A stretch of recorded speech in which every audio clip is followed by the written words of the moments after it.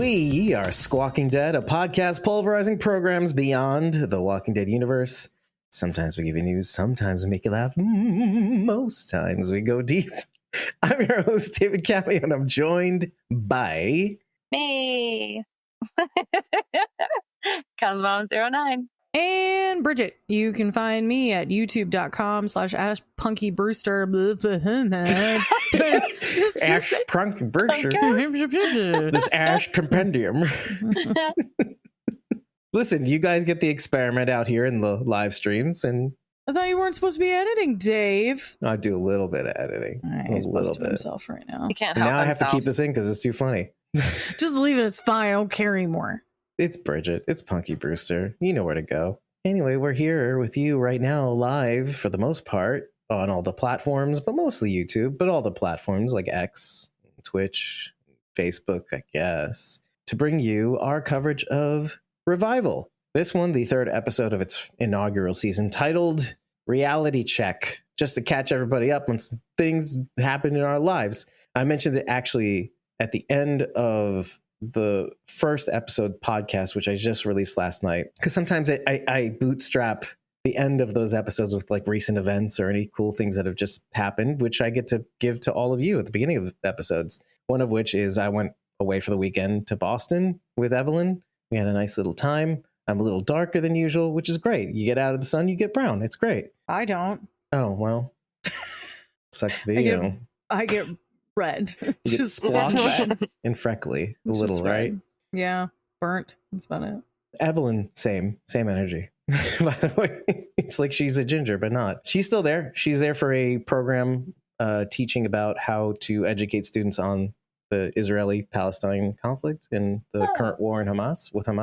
It's kind of fun. I think she's great. I think it's great that she's kind of doing her best to kind of settle certain facts and to give people the proper context for both sides. And it's great what she's doing out there. And she was supposed to go to Israel at the end of this Boston trip. So she's still there. She's coming home on Thursday, but that didn't happen because rockets were being shot at Israel from Iran at the time. And so they canceled that part of the program.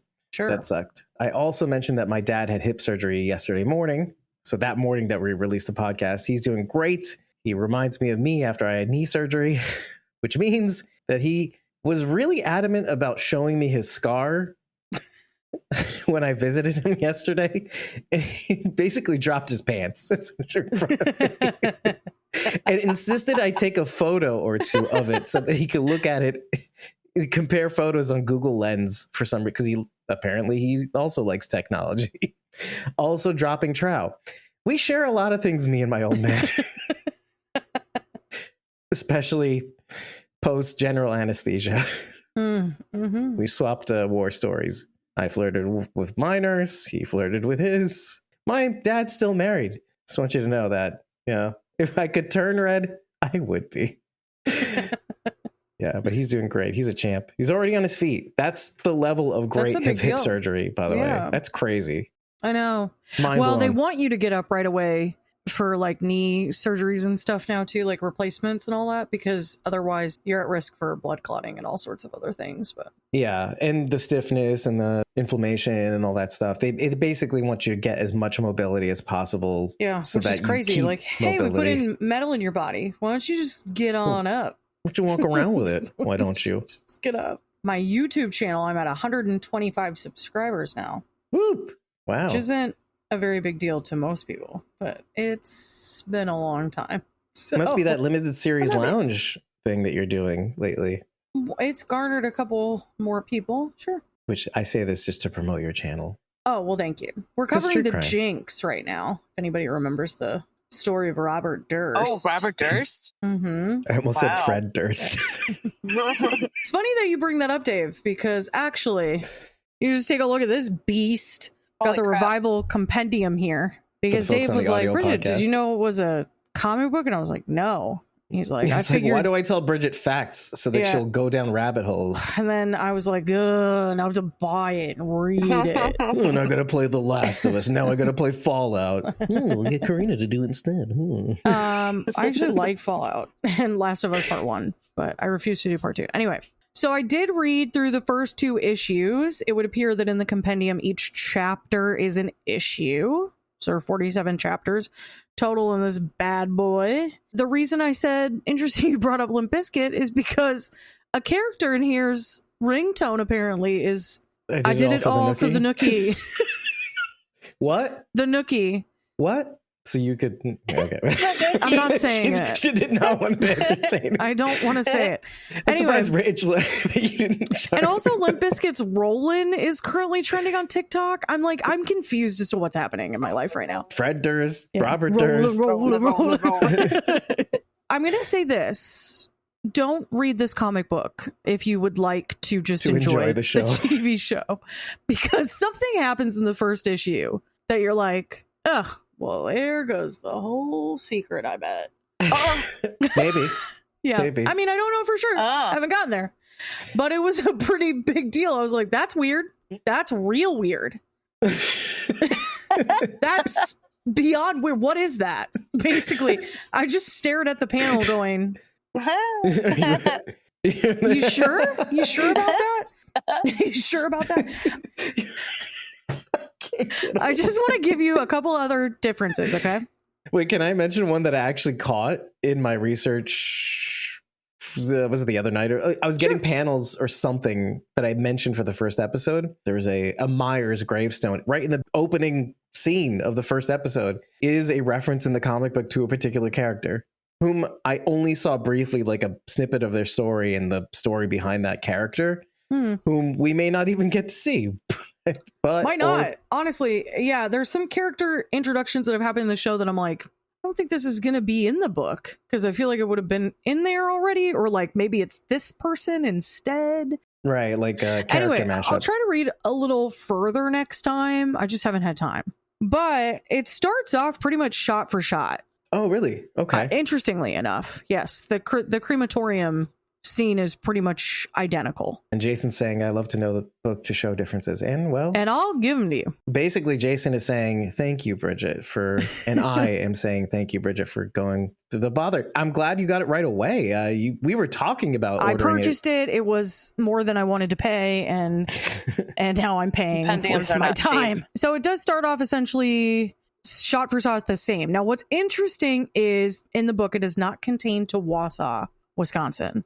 It is contained to an area surrounding Wausau, like Wausau and other cities.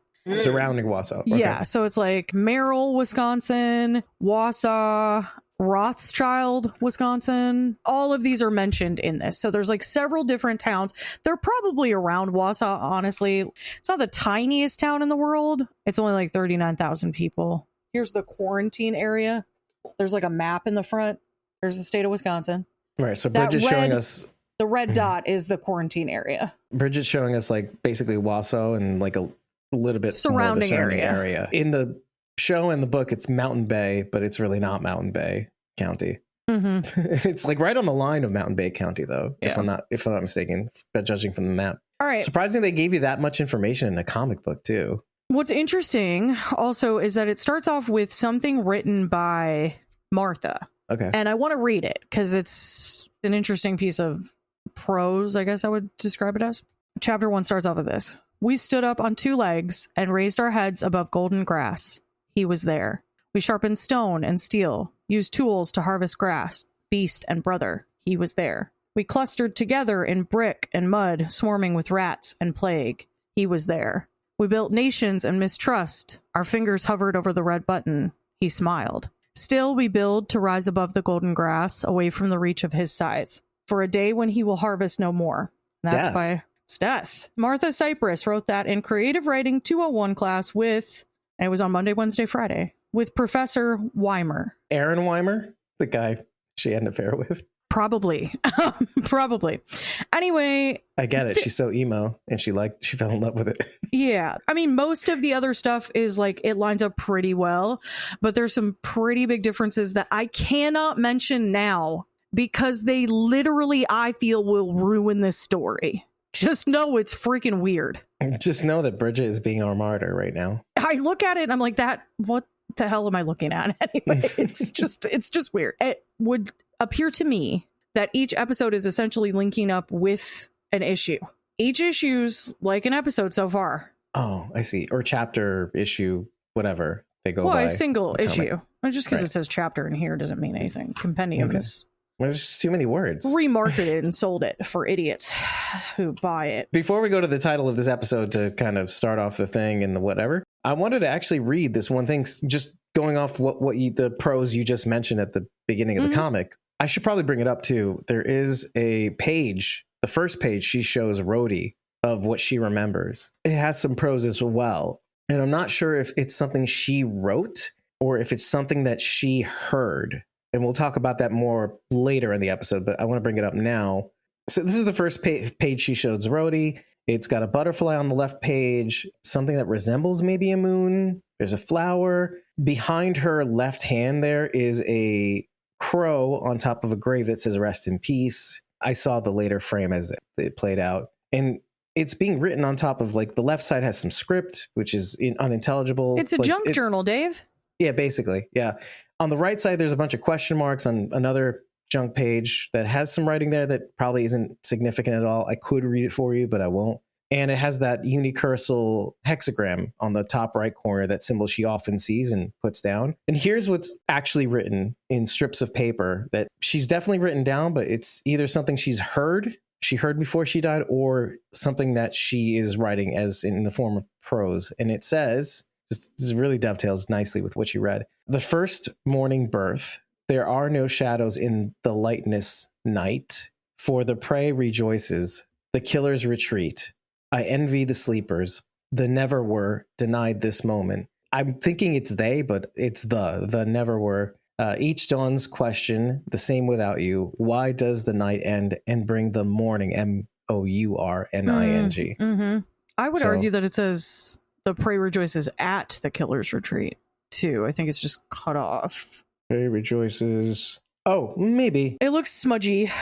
I thought that was kind of cool. Okay, so then the title of this episode is called Reality Check. And I'd like to know, Rachel, what in terms of this episode does that title, how does it correlate?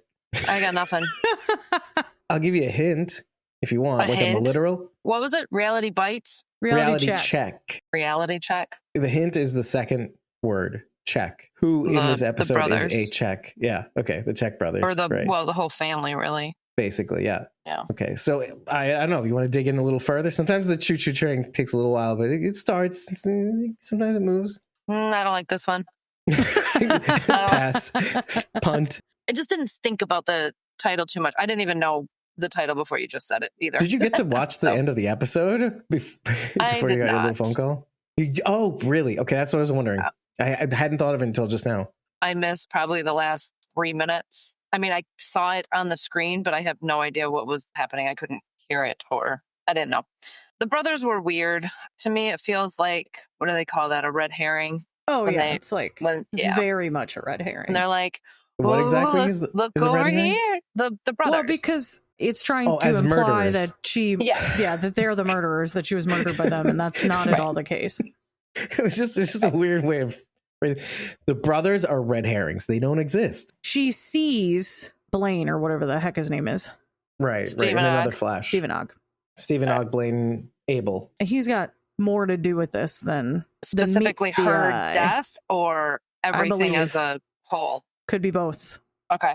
Well, I mean, even in her vision, he's not doing anything threatening or ominous. It just shows him with a flashlight to her face, or in front of her face, so she can't really see him so well. Are we to believe that these were her final moments before she died, or just a memory that she's recalling? Well, she's trying to put together what happened and who murdered her, and these are the things that she feels like came from that night. Her trying to piece together the memories. Can I say why your question is actually really cool, Rachel? Okay.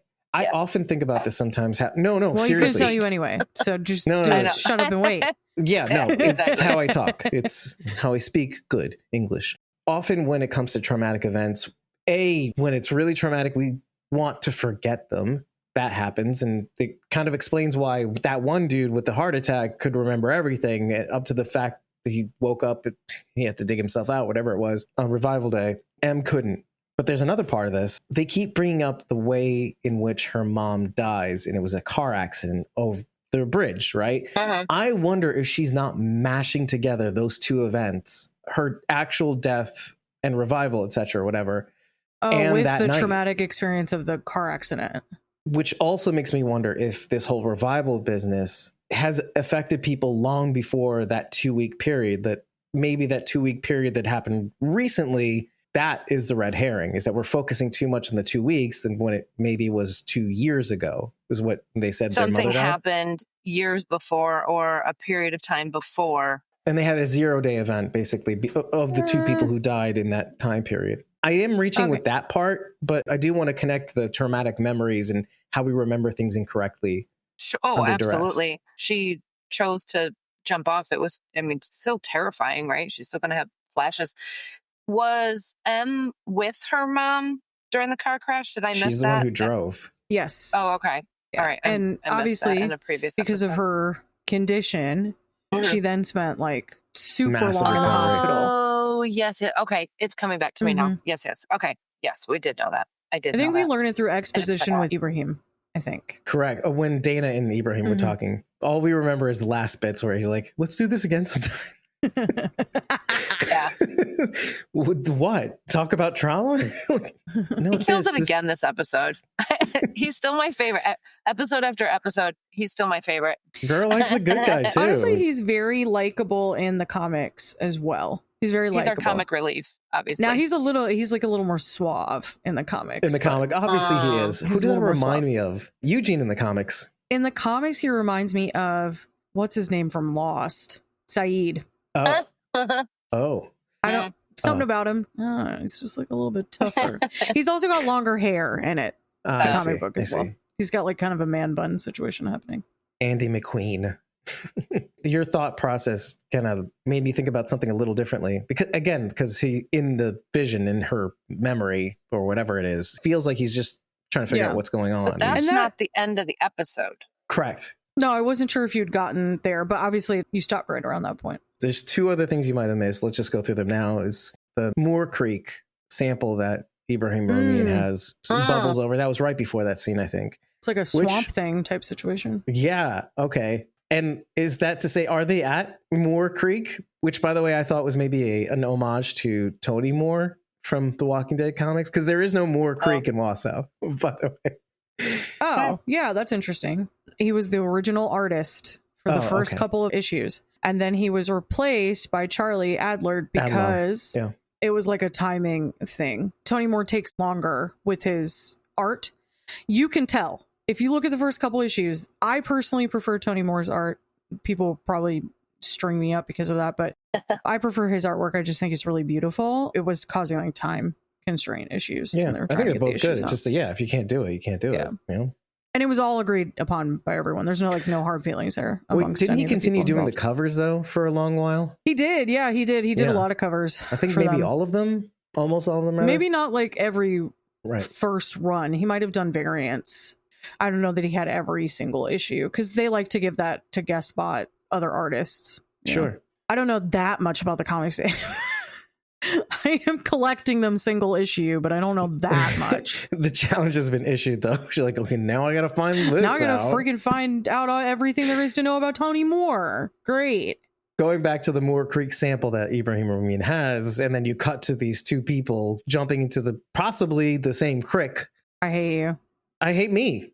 I mean, it just makes me nervous. And then like, don't do what he's doing. Don't do it, Em, because then you'll have swamp bubbly things in your body. Probably, or maybe this is the reason for the outbreak, or maybe this is the only way you can kill the revived, because this is the only thing I could keep thinking of.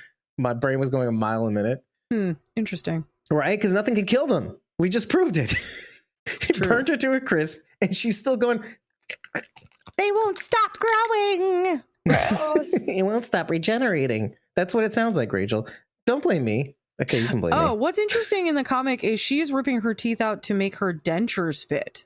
In the comic? Because she has dentures, which doesn't make a ton of sense in terms of like the revival lore that we've received with the show. Right. Because you are to the point, it was confirmed in our chat. With Luke. that in fact it's to the point of when the revival happens, like that's what they defer back to.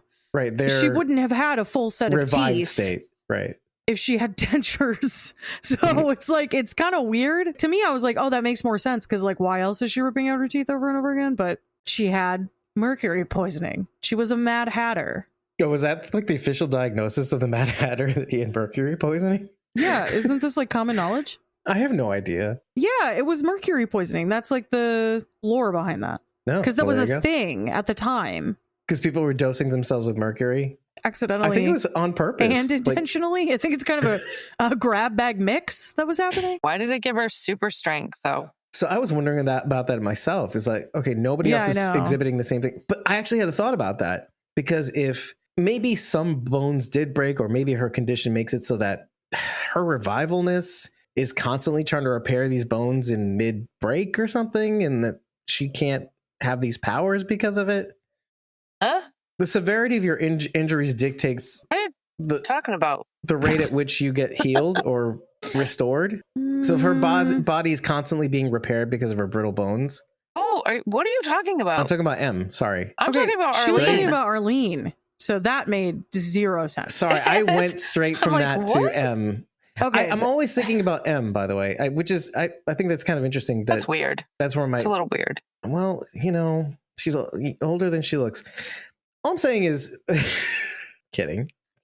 Everybody relax, calm down. All I'm saying is that I care about this character. I do.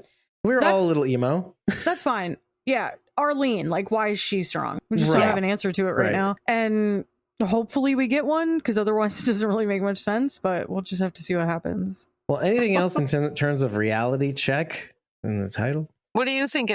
Besides it being a reference to the brothers? You've got the Wayne Cypress, the sheriff, who went over sexy Mary Delicious head, understandably, to the governor. Mayor Delicious? Is that what you just called him? I'm like, who's Sexy Mary? And then I realized you said Mayor. Said I thought you Sexy said Sexy Mayor Delicious. Mayor Delicious. Is that why his name is Mayor Delish? Because he's so delicious? Delicious. We love the Delish because it's so delicious. Sexy Mayor Delicious. Oh my gosh. Is that how we're going to call him from now on? Hot Grandpa. Yeah, obviously. And Hot Grandpa. Sexy Mayor Delicious and Hot Grandpa. Hot Grandpa. You went over Sexy Grandpa. No more character names. Went over to Mayor Delicious. Delicious. To order governor. Why did I picture Mayor Cheeseburger? Because of her collar. It was so big. Mayor Delicious. And I immediately thought of cheeseburger. Anyway, that's what they did. What? And reality check, as much as I want to side with Ibrahim Ramin, and of course my default state is, yeah, internment camps sound bad. Dude, yes. Quote, history. History says it's bad. However, I've been noticing that the show kind of does this thing. I think it's clever and it's very subtle. What are you willing to take to side with the bad opinion? Because the governor's not wrong, right? It's like, it's not right, but it's not wrong. Like, nobody wants internment camps. However, tag and track might be a good idea. Oh, not in my government, bud. Sure. I'm with you, Bridget. Again, you know what? Default then state. They need to tag and track everyone. That's what they're doing. That's even worse. That's what they're doing. Well, that's what they're trying to get to. No, they're only tagging the. It's actively already happened. You carry it in your pocket. That's true. We are you tagged. walk around with it. Yes. We're idiots. We're all sheep. Tag and trace, right? It's hipster COVID. 2007. This is 20 years ago. Because the rap sheet list was 2007. Yeah, I definitely would have gone to that show then. And by the way, Alkaline Trio was what played at the end. Happy. I know. Which made me realize I think they're subliminally messaging Bridget so that she'll like instantly love the show, because Alkaline Trio and all these other emo bands. This is one of my favorite bands. Especially from the last episode. Jason likes Mayor Delish. Reality check. We have to be realistic about what's happening here. And to the lady from the bar, her name was Clarice. She was talking about her, and same energy with the tagging and tracking. It's not normal. Why are people pretending like it's normal that people came back? It doesn't mean that you have to be a dick bag about it, right? But don't act like it's normal. There's a happy medium. Two truths can be true. You can be scared And you could see by the end of the episode, Dana Cypress cuddles up to Cooper because Dana is Wayne. If you want to know what Dana is thinking, look at Wayne. If you want to know what Wayne is thinking, look at Dana. They're the same. They may do things differently, but they establish, like in the first 2 episodes, that they think the same way. They're ready to blame each other for something that happens, and they're both scared. And Wayne is acting accordingly. Well, I'll give you a little bit of background that I received via Through comic what? book. I can't even imagine. Via this giant compendium. This tome. This huge compendium. I don't know if this has been revealed in the show because I don't think the ages will line up. But in the comic book, Dana, she gets pregnant with Cooper in high school. And so after that, Wayne is constantly like being really hard on her and everything. Martha brings up to Wayne after the whole situation at the Dittany farm. Where she's Arlene's revealed family, to be a revival. Where, don't tell dad episode. Wait, you mean Dittman? I felt like it was Dittany in here, but it doesn't matter. Anyway, sure. After that happens, Martha goes to Wayne's house, actually, instead of going to the dorms. Wayne takes her back to his house. And so she's there for a little bit. And she tells him, she's like, you're being really hard on Dana. He's like, well, she almost got you killed. She almost got herself killed. I can't live without you guys. Like, I have to have you in my life. You have to be here. So you have to be safe. And she said, well, all she's doing is trying to impress you. Everything she does is to impress you. It's why she became a cop. Because in this storyline, she is attempting to go for promotion to detective. She's not leaving. Right. Okay. She wants to move up because she wants to impress her father. So I think some of that might show up like residually because it's part of the source material. It's not the route that they're going with the story because she's trying to move away from her father. But 2 things could still be true, right? She's if you're moving away denied because approval she'll for never. years, then Exactly. you just kind of become cold to it. Right. And he keeps her as an officer because she doesn't want her to be placed in danger. And of course, here she is with the freaking Czech brothers, getting her nose in like the underbelly of Wausau, which is funny a little. Do you with remember the breakfast chickens? Dave, the opioid crisis we talked about in the first episode?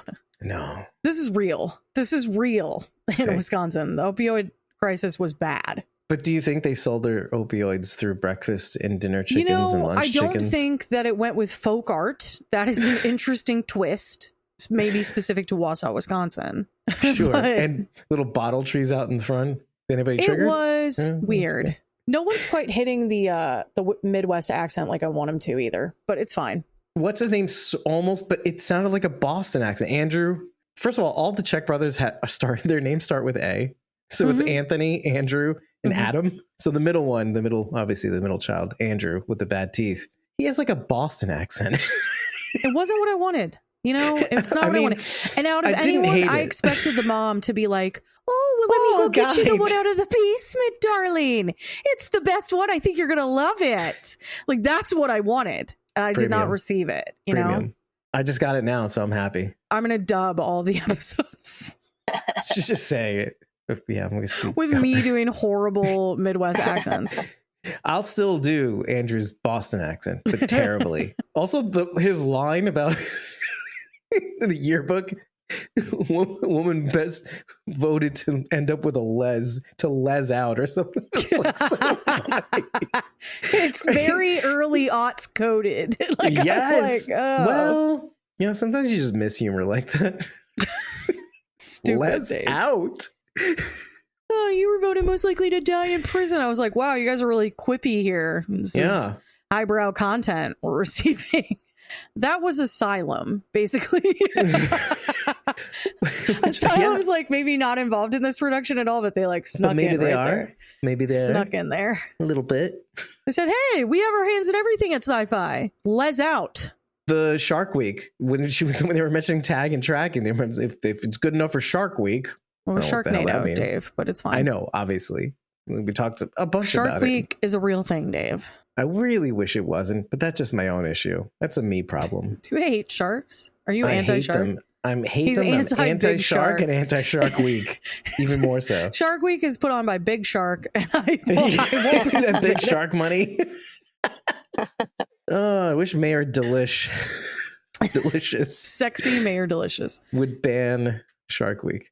All right. I want to talk about the punk show. I want to talk about the punk show. Of course you do. Yeah.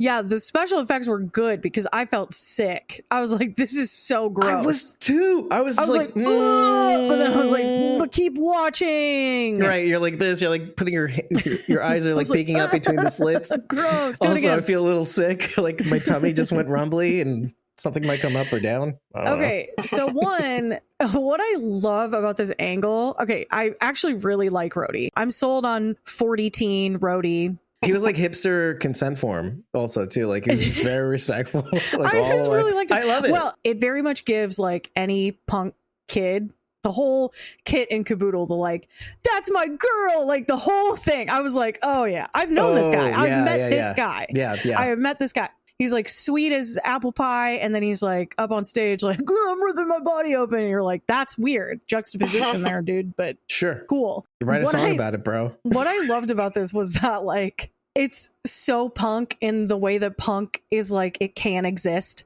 Pop. Do you know what I mean? Like, let's be fair.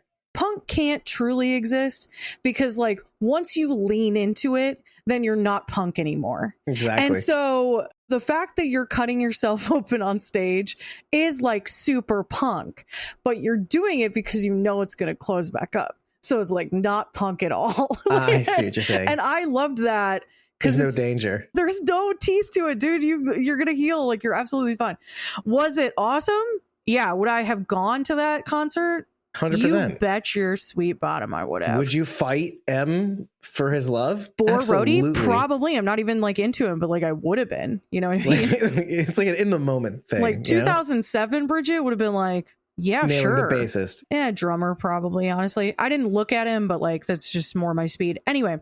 The joke is the I'm married to a guitarist option. now, and singer. So weird. So there you go. You got front billing. See, the bassist is like Rhodey. the backup. I got Rhodey eventually. Anyway. I shouldn't poop on bassists. Like they're literally, when we were doing interviews and when I was doing radio like 20 years ago, they're literally the nicest and the most forthcoming with answers. So you talk and to them aren't they first. like almost most typically the most normal person in the band? Normal, charismatic, actually charismatic. They're like instead dressed of like, for like their 9-to-5 job. You don't think you'll see them in 10 years with a drug problem? Was he dressed for his 9-to-5 job, Rachel? No. Oh, he was all in. He was invested. Tell me more. Black nail polish? No, wasn't a punk band. More rock. Okay. Mohawk? Was he anything? straight edge? No, they all were just like wait. baggy t-shirts and ball bearing necklace. Short. 100%. I got it. But with the 90s thread weaved around each one, right? Oh, do you know what I'm talking? It wasn't like just that's true. It wasn't just behavior. the ball. Yeah, like it wasn't just the ball in bearings. between the balls. No. It was like threaded. It was usually braided, like leather strapping or but it was like depending on what it was made. like whatever you make like friendship bracelets out of. Oh, lanyard. It wasn't plastic. It's embroidery thread. Yeah, it's like thread. Okay. Yeah. It's also when we wrapped our hair in, Dave, when we did hair wraps. Yeah, hair wraps were cool. I'm a little older. We had wallet chains and mushroom haircuts. Yes, wallet chains were also a thing. Jeans. I mean, I know that survived. They're Jinko, yes, but also sure. Jinko. I don't know what you were wearing. Janko. Jelko Ivanek. Z Cavarici pants. What are you talking?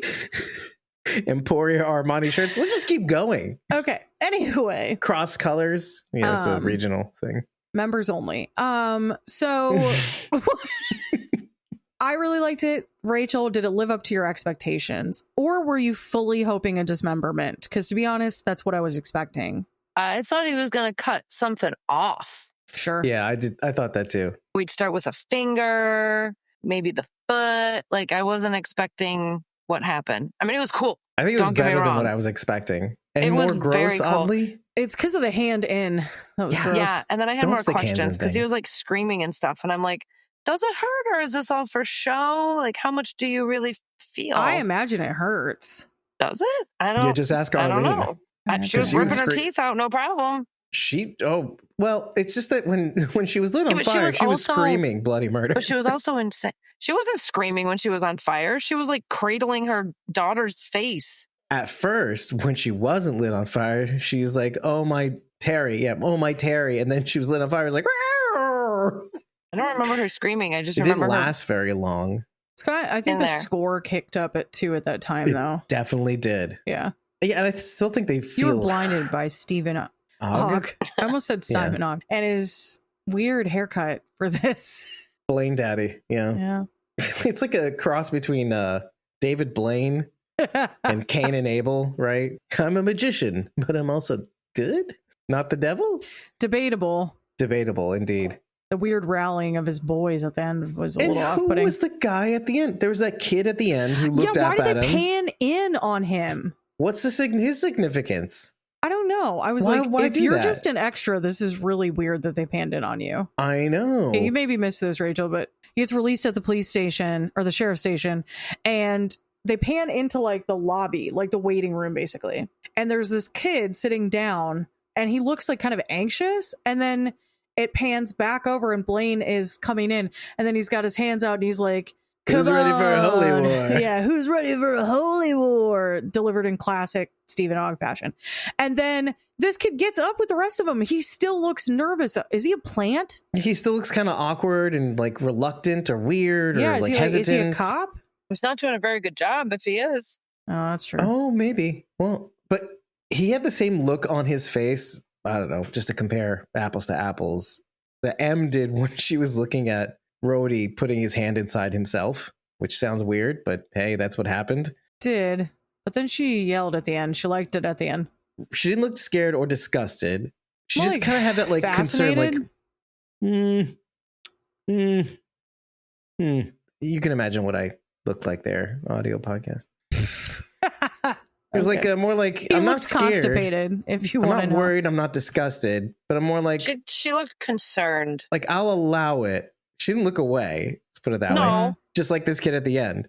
He didn't look away. He didn't look disgusted. He's like, I'll allow it, and I guess I'm with these people. He looks anxious, in my opinion. Unsure of himself, maybe.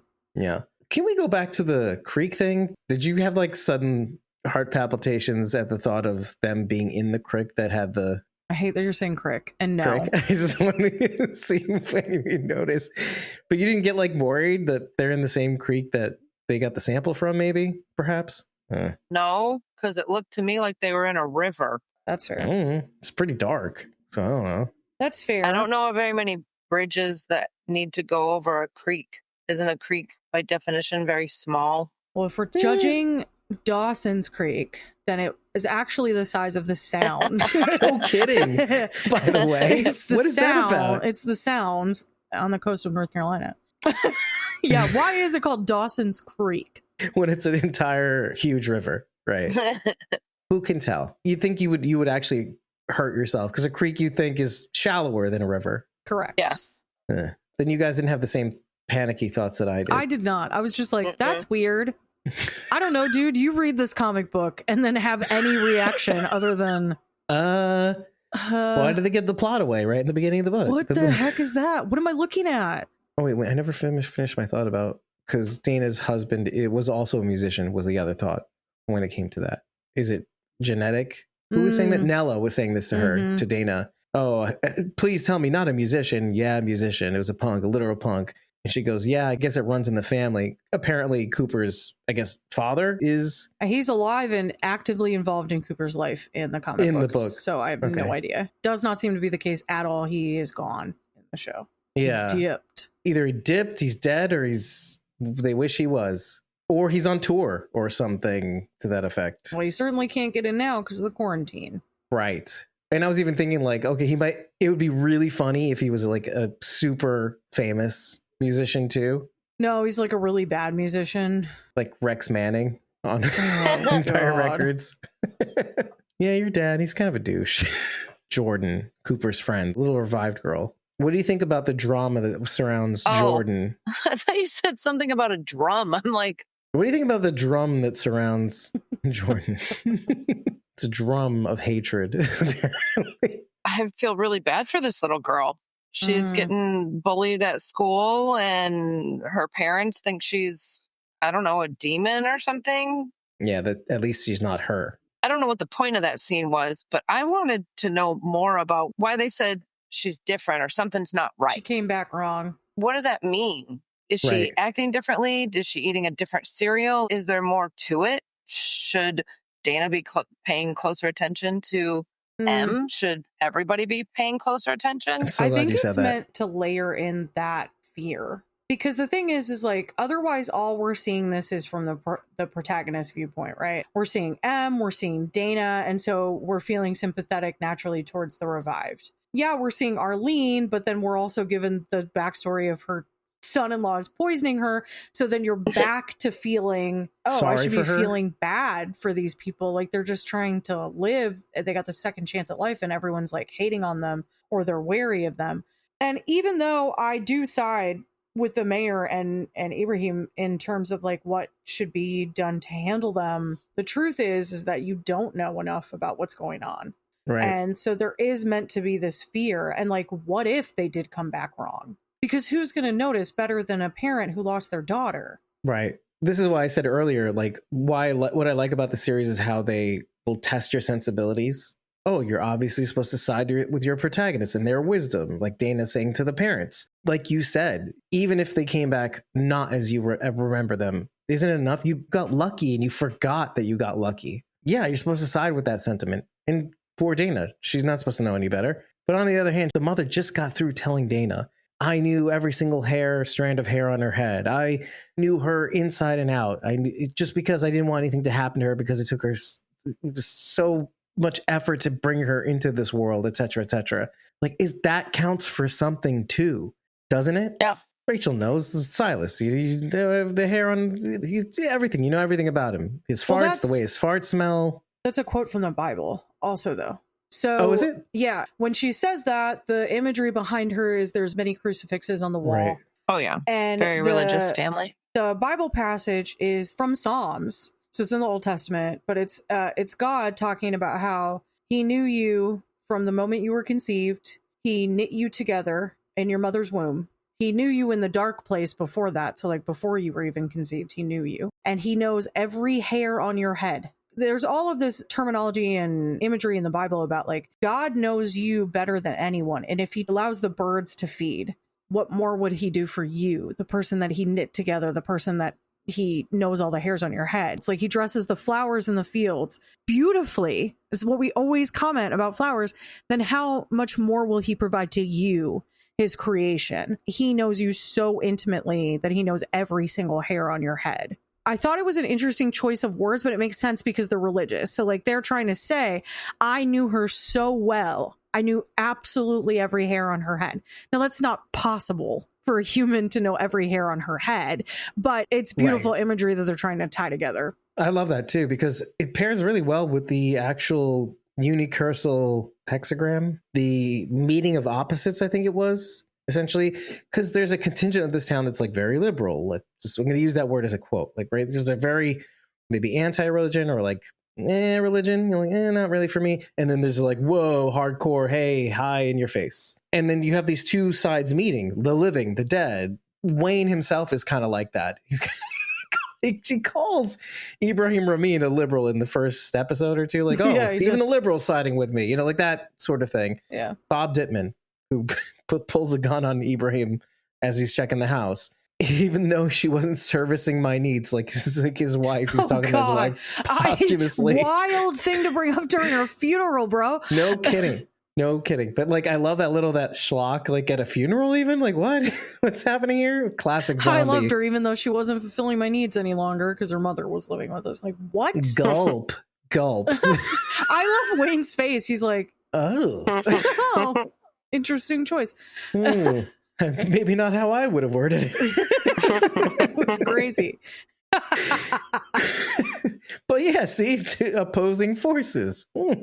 So going back to that, I like how it's challenging your sensibilities, because maybe the parents are kind of right. It doesn't change the way you're supposed to be. Yeah, we won't know until we get further into it. But you got to tag and track. That's the point. You got to tag and track. There's no judgment. You just got to do it. In this America, Bridget. Not in my America. My America is a lawless wasteland, Dave. Speaking of lawless wasteland. You are done for the day. I'm done. I just want to mention then, Dana hears squid pro quo from I loved that. Mrs. Check.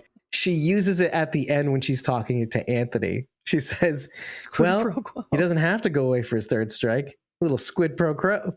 She uses squid pro quo with Anthony, the elder brother. I know. It's just so funny.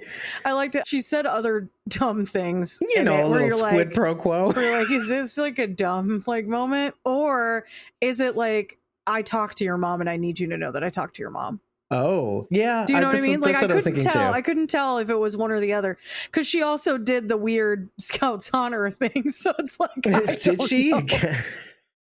No, not in this episode. But it's just like there's clearly a little bit of dumbness. The evidence keeps going up to her mouth. It's just stupid. It's stupid. She didn't taste the mill water, the Moore Creek water, whatever. Yeah. One more thing, maybe, and then we can close it out. But I was just wondering, okay, one, does Wayne know that Em is a revived? I wasn't 100% sure about that because they were fighting when they were at the hospital, I think it was. Mm-hmm. Did that information get revealed to Wayne? Because what Blaine says at the end of the episode is like, we just want the same things. Like, I'll never want the same things as you. He goes, might want to think about that. And then you remember that Em sees Blaine Abel, right? So Blaine may know something that her own father doesn't know. Correct. I just wasn't sure if he knew that she was revived, and I guess not. No. Right? Interesting. So it's important to remember that, too, because of the scary text, the way she was behaving before she died. There's a lot of things that still are kind of murky because of the drugs, before the drugs. Apparently, she was a dickbag and stole them from the check house, which seems unlike her. But if she is broken and her new broken is actually not being a dickbag drug person, then drugs make you do weird stuff. Yeah. And now that she's clean, maybe she is a different person. Maybe she came back right instead of wrong. I don't know. Well, she says it took dying to make her feel alive. Sorry, Rachel. I drag you. See, I kept you on the phone. Good night, Rachel. Go to bed. But turn off your camera first. But also be nice to yourself. Like Jerry Springer says all the time, be good to yourself and each other. Yep, that's what Jerry Springer is really well known for. Yeah, that's what I remember every time I finish watching it. Yeah, Jerry's Corner. Yeah, with the painting behind him. Mm-hmm. Nice. Good night, Rachel. So the thing I want to mention is that there is a component of the comic book that is thus far unmentioned, and they might just not mention it all because it has to do with a specific level of racism that's touched on. I don't know. They haven't shied away from it too much. I don't know that this is a very well-known fact about the state of Wisconsin, but after Vietnam War, the Hmong people were considered refugees in America, and a large population of Hmong people moved to Wisconsin. They were housed there. For instance, because in the town that I lived in at the time, it was a small town, during World War II, there had been a shipbuilding company there. And so there had been houses built to house World War II soldiers and shipbuilders, naval workers at the time. They were then empty because the shipbuilding companies closed. So houses like that were provided to refugees later after the Vietnam War. That element of the Hmong people moving to Wisconsin and not being treated super well because they were given things that the American public was not given at that time by having refugee status. They helped us in Vietnam. So the American government was like, come over here and we'll help you get set up. But okay. People, stipends and stuff initially? Stipends, housing, just normal federal government funding, right? However, they moved them to poor farming communities who didn't have a lot. And so it was viewed as favoritism. So I'm not saying it doesn't make it right. It in no way makes this acceptable or correct. I'm just giving a little bit of background to what's there.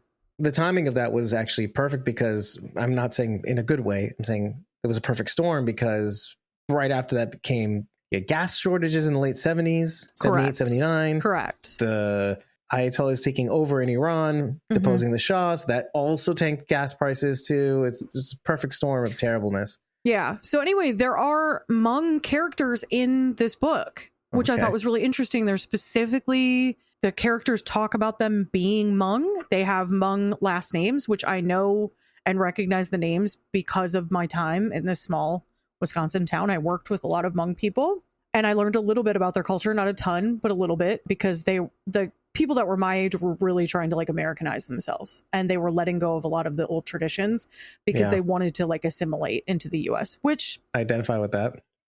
I get it. Being first generation American, you understand that, Dave. I understand it to some degree. It's less so with mine because my dad was British, so it's like not the same. But right. I understand wanting to just be like, no, like I'm normal, everything's normal. But when you do that, then you lose that really great culture and history that you could have. And that happens even currently, right? Like I grew up in the South. I don't have a lot of that Southern culture that was around in generations prior to me because it's been let go of over time. It's why things like the Foxfire books existed, like the Foxfire magazine project that came out in North Carolina existed because the Appalachian teens didn't want to bother to learn things from their elders. And so we lost tradition over time because things weren't written down, things were told orally. This is a tale as old as time. This has happened over and over and over again in America. But I just wanted to mention it because it's such an interesting fact about Wisconsin specifically. So I thought it was interesting to see Hmong representation in this book. The characters have been fine, but there has been racism exhibited towards them. So like even still in the, I guess, early 2000s. Correct. I heard it growing up, and like how far removed were we from that? Oh, wow. Yeah. Well, I could go on about how some things just really never go away, just given recent history. I thought it was an interesting tidbit. The show isn't reflecting it at all. I don't know if they ever will, but it's an interesting fact about Wisconsin. And so I wanted to bring it up because it is in the book. And maybe it'll play a hand in the story at some point, but it might. I have a feeling it will because I don't know why else it would be intertwined. Because it's not just like a one-off in one issue. It's been brought up a couple times now. Right. Well, that's what I mean. Like it sounds like a lot of things that they assaulted you with apparently in the first few issues may weave themselves in a little bit more cleverly than in the comic book. I am hoping so. I don't know, Dave. I'm just left here like stunned and flabbergasted by something I've seen. It sounds to me like, okay, you know how, and I feel like the Last of Us does this, Fallout does this too, that some of the audience knows something that the rest of the audience doesn't know. And even the people who read the comic book, when you first read the comic book, let's say back in 2010, there's an element of, you know, something right off the bat the characters in the show do not know. Mm-hmm. But maybe you don't know what you think you know. So there's that. Also a thing. Also, whatever I know, Cooper also knows. Ooh, okay. I already got a clue into what you might have heard or seen or heard. Cooper also knows. And when I tell you, Dave, that your brain, no matter what you're thinking, it's not that. I'm cool either way. Okay. I can't wait to find out. I just want you to know. I don't know that you'll ever find out. That's my thing. I'm like, is this ever even going to be brought in, or is this just like a weird thing that's happening to me? or is this like a From situation where like, oh, it could be anything. It can't. It literally can't. It can only be one thing. It can only be one thing. In my opinion. I don't know what else it would be. It's an opinion now? I can't describe it, Dave. I cannot describe it to you. No, please don't. It's a weird experience that I'm having right now. I don't know. I joked and said, like, don't read this because it assaults you in the first issue. It does. But it is interesting, and it's been much like with anything based on an original source material. We have changed it. Okay, a bit, which good, because I don't want to literally read the thing I'm watching. I already do because I have subtitles on. I don't want to read it then a second time in a slightly varying media. So best that it not follow it completely. I was flipping through a couple pages past where I'd read, and I feel like I see the funeral of Terry. So I think it does get back on track. It's like following a lot of the same things. There's some other characters that we haven't been introduced to yet. Like the Myers character? Maybe I don't really know their name. I will say this, Blaine isn't the one who lights Arlene on fire. Oh, okay. Interesting. It's Randy. He shoves her in the crematorium. Okay. Where is Graham Barrett anyway? I don't know. I miss him Graham already. Barrett. Well, I'm going to switch gears a little bit because do you remember how Rhodey died? What he said? He died because... Yeah, he died because he's a hipster. Okay, well, this is going to make what I say is even funnier. Okay, I'm going to cue this up. I could have been Rhodey, essentially. Okay. You're also an idiot? Great. Yep. This is a clip that was in the show. I talked about this on the show. This is our holiday special, episode 81. It was our first holiday special. I think this was 2018 or 2019. Here we go. Reality is way less badass. I was trying to deep it an avocado in my hand, just like this. You know, and the way a man really does it, a real man, right? They stick the knife in and twist it around to pull it out, right? No? Okay, just me. But when it's been when half of an avocado has been in the fridge for a little while, it already kind of loosens up. So I went overkill and I just went right through the avocado. It just went slippity slip and right into my palm, like right here, right where you could get nerve damage. Did you go to the hospital though, Dave? Nope, I didn't either. Oh, I did not go to the hospital. The knife itself was one of those like small fruit paring knives, the tiny ones, right? Mm-hmm. But it did go like about a half an inch deep into my palm, and I was gushing blood. I was like, you know, just put it under running water and just, you know, put some Neosporin on it. And sure, it hurt for a little while and had to be really careful. But I went away for the weekend and everything turned out okay. To be fair, I cut the tip of my finger off and never sought medical attention. The headline cook at my job at the time, I was bartending and I did it slicing lemons, threw away the tip of my finger and then proceeded to bandage me up. And I still get queasy thinking about it. Does your finger look the same since? It's got like just like a little scar on the end where it's kind of like flat. Yeah, a little bit. Yeah. I don't know that I have a scar, but I guess we'll never know. I'll never tell. There is a photo. If you go to my private Instagram, there should be a photo there of the actual wound. This is like literally 2019, 2018 of fall 2018, 19. There's not much on my Instagram past like the Squawking Dead stuff that I only started posting recently. So have at it. You'll find it really pretty quickly. The more interesting one or screenshot that I took of her notebook was the one where she sees a silhouette in a tunnel with tracks underneath the silhouette and the light behind it. So you near that spot. What? Well, I mean, the only interesting thing about that was you could either see them as train tracks or like a ladder, because it looked more like a ladder than it did train tracks. Okay. I'll show it in the Spotify video. It's just not even worth showing right now. Just going through the bother of it. Let's close on this, maybe. The continuation of Rhodey saying to Em that he'll take her to the beach after the promise that Dana and she made about going to Virginia Beach, I think it was. Myrtle Beach. Okay, I was so close. Same vicinity, right? Virginia, Not really. Myrtle. It's like states away, but it's fine. Yeah, a couple states. Virginia, okay. North Carolina, yeah, South Carolina. A thought occurred to me that I often sometimes think about, you know, how everybody has like a messianic, or at least Judeo-Christians have this messianic component to them, which is like, okay, the Messiah comes, and everybody's saved, et cetera, the promised land, et cetera, right? Yeah. Kind of like what Dana says to Jordan's parents about this is the miracle, basically. You're wasting it, essentially. With all the fear that's going about, the tagging and the tracking and everybody being worried and everybody's scared of Arlene, clearly. And that's perfectly valid, 100%. But it occurs to me, like, would humans know, because of how cynical we've become, whether a miracle occurs or not, and they lose the blessing because it's been given to them? Like, yes, if they're just willing to accept the miracle, then they would be saved, right? Yeah, of course. Because if anyone tells you a crazy story online, you're like, yeah, they're lying.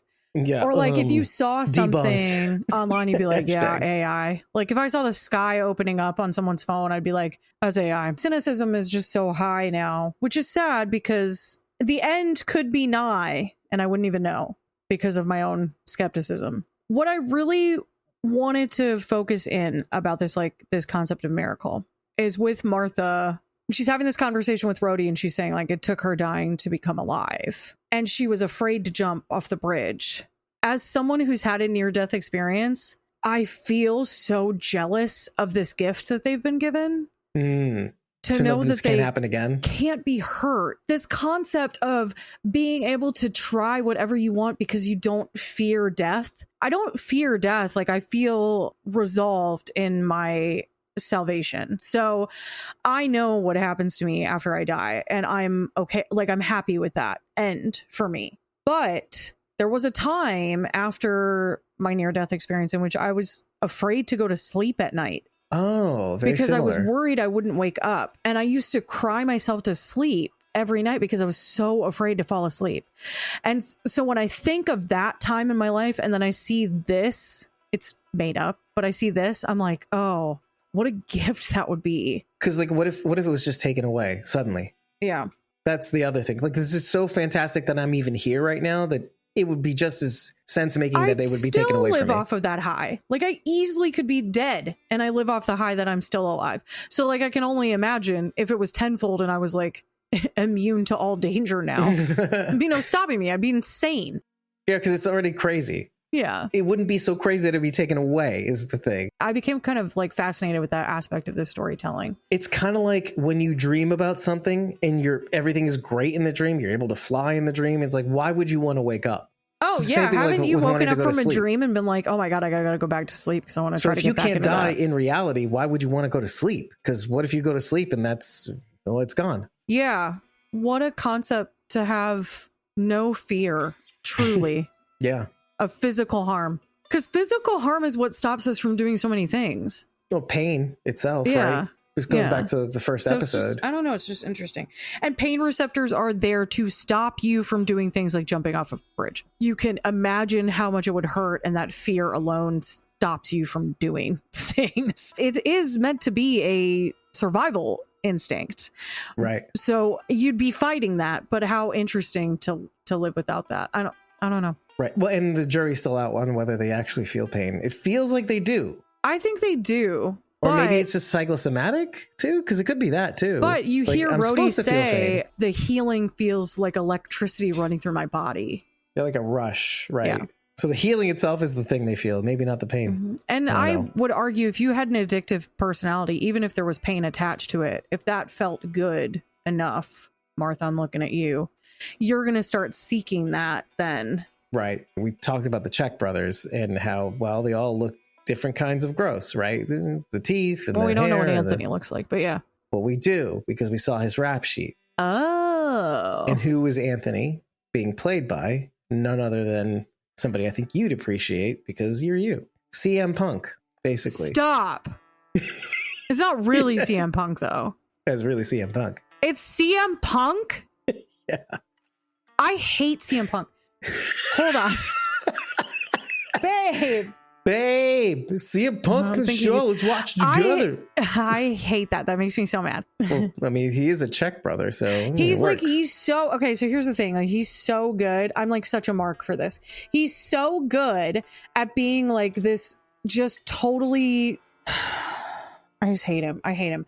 He's straight edge. Like that's just such a big part of why I hate him. Do you know what I mean? Oh, it's like he's just better than everybody else. You know what I mean? Yeah, he's one of those guys. One of those guys. But like, that's not what it really is. You're just giving us a bad name, whoever those are. I'm not straight edge, but yeah, sure. No, you're not. Definitely not. Never have been.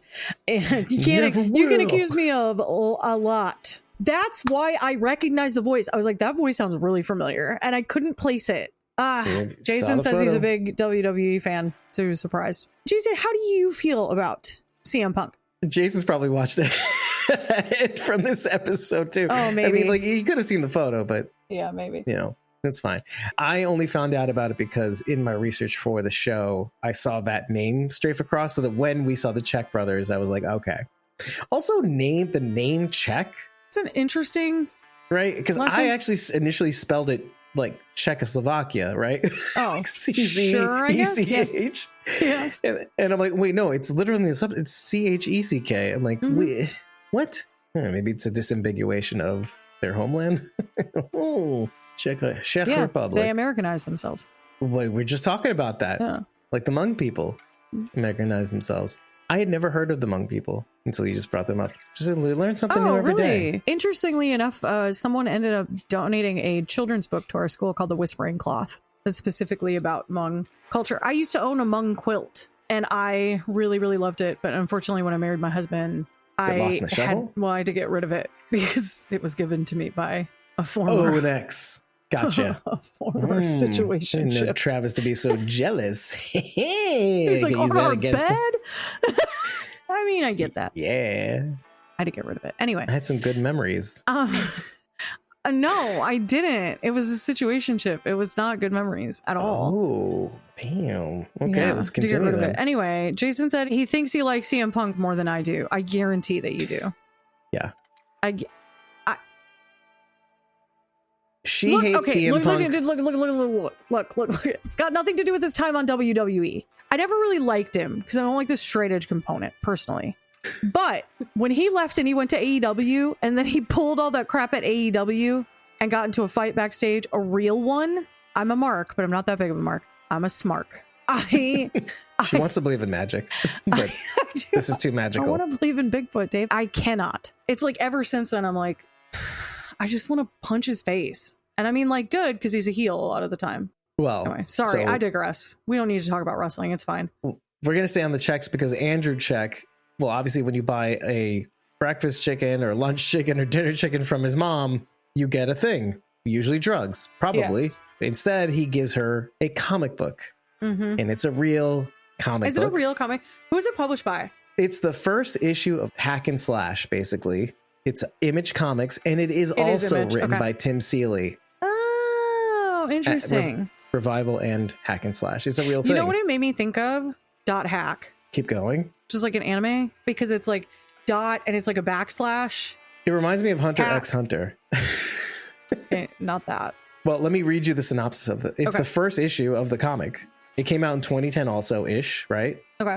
Oh, it was written in 2007, whatever. It was published in 2010. Cassie Hack, the daughter of notorious slasher, the lunch lady, travels the world with her monstrous partner, Vlad, hunting and destroying slashers wherever they may be, in whatever form they may take. But Cassie may have met her match when the residents of Eminence, Indiana became victims one by one of a vicious undead killer and his army of zombie pets. Zombies. This guy's really into zombies. Yeah. Cassie and Vlad will have to wade hip deep through undead hamsters, cats, and dogs to save a beautiful veterinarian from a monster that makes all those popcorn slashes look like Mother Teresa. 28 pages, full color, mature readers, cover price is $1 from Image Comics at the time.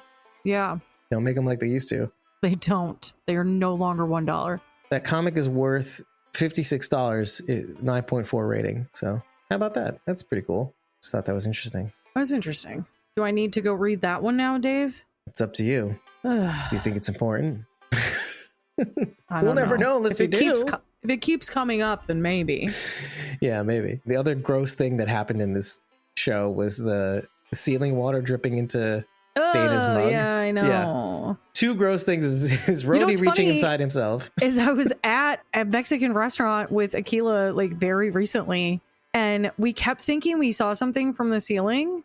Then suddenly we were looking right at the table and a water droplet dripped right into the salsa. And we were both like, ah! Gross. So it was condensation, but it was disgusting. Oh, okay.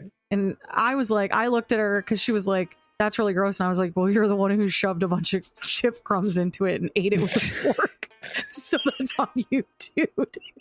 And then like gulped it down? Like, that's all you, man. Yes, and with that, everybody, you could have tipped us during the stream this entire time for these nuggets, especially Mayor Delicious is a tip-worthy comment.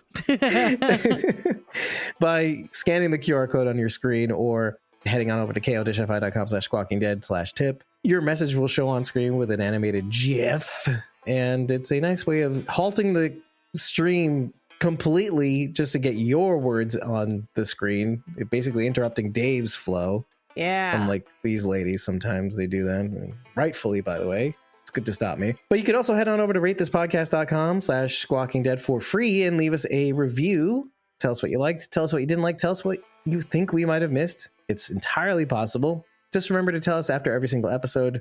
Write a comment, whatever video you're watching or audio podcast. Leave a like there if there's a like to be had. And also think about not only tipping, which will give you access to our Discord forever. You can join a membership tier as well on either kodishfi.com/squawkingdead or patreon.com/squawkingdead. For as little as $4 a month, you'll get more access to our Discord, even more perks. When you join the Whisperers, Survivors, and Great M tier, you'll get a free classic t-shirt upon signing up. Happen to join the Survivors and Great M tier, you will also be able to share your thoughts on screen with us throughout every single episode that we decide to get together, telling us that we're wrong all along the way. And if you happen to join the Great M tier, the Greatest Ish tier, you can tell us even more that we're wrong and we should be doing things a certain way because you're a junior producer and you have access to our core channel on our Discord server. Because, you should be able to tell us what to do when you pay us that much. In any case, I've been your host, David Cameo, and I was joined by How's Mom 09 Rachel Burt. And Bridget. You can find me at ko-fi.com/punkybrewster.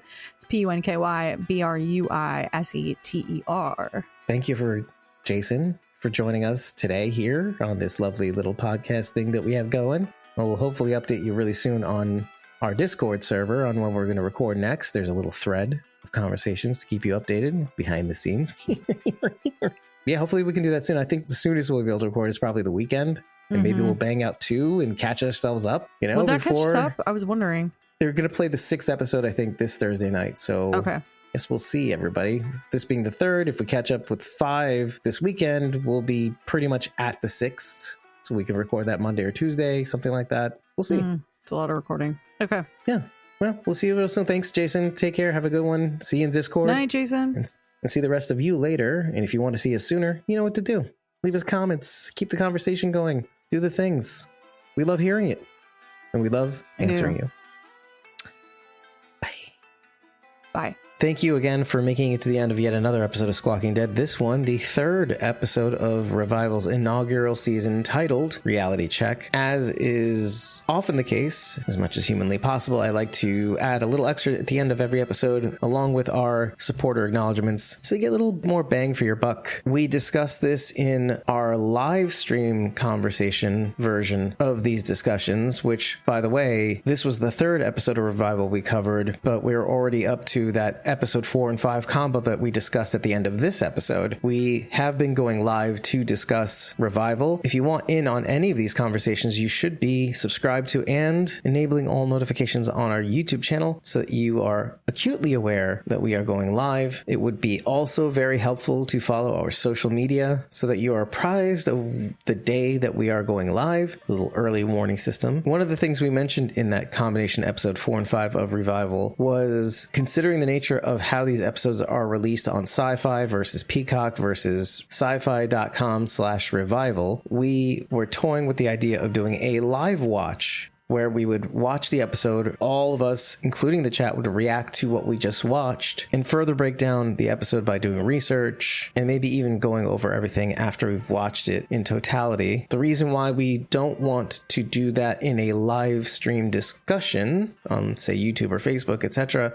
is because of A, copyright, obviously, since we are making that watch publicly viewable in its totality, which is a big no-no. It's one thing to comment on something that is in pieces. It's another thing to comment on it in pieces, but adding all those pieces together make a whole. And the second thing is that considering all the dead air and all the research that we're going to want to do in between, we thought it best that we should put this in a closed session so that we cut out all the fluff, not only during, but also after. And the end product will be something that is appreciated by both casual fans of our podcast and beyond, and allows us to have actually a lot more fun time since we don't have to worry too much about being at our peak performative selves during a live stream. And of course, you've now reached the portion where we acknowledge our supporters, namely our Great M Survivors and Whisperers tier members, in that order. Starting with the Great M tier, the Greatest Ish tier, we have at Real Ryan GM on Instagram and X. Skipping the Survivors tier because we don't have any, and moving on to our Whisperers tier members, we've got at Kim.Rowley, the number 1 on Facebook, and at Skylar Rose PW on Instagram and X. I'm extremely excited to record